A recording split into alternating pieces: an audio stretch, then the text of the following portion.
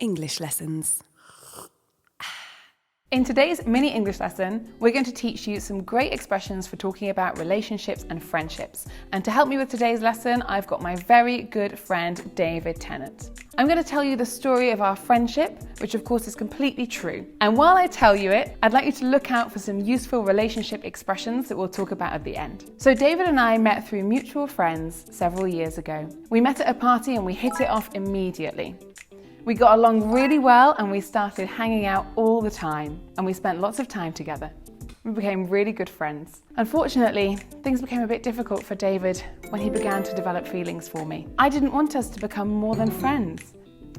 At the same time, David began to be very jealous of my successful teaching career. In the end, we fell out and we stopped talking completely. We lost touch for a long time, but after a while, David began to see the error of his ways, and he contacted me to see if we could be friends again. I agreed that we could make up and get back in touch. And since then, we've been the best of friends. I can't imagine my life without him. Thank you, David, for being part of today's mini English lesson.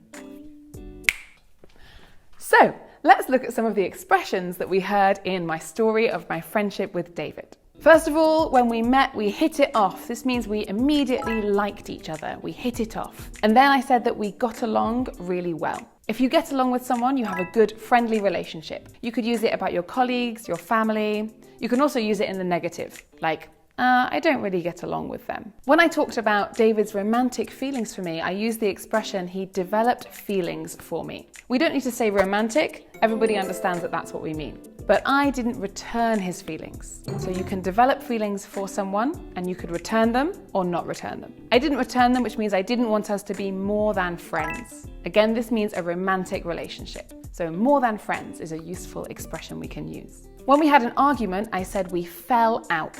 If you fall out with someone, you stop being friends. But after some time, we made up. If you make up with someone, you become friends again. Similarly, when we stopped being friends, we lost touch. We stopped talking.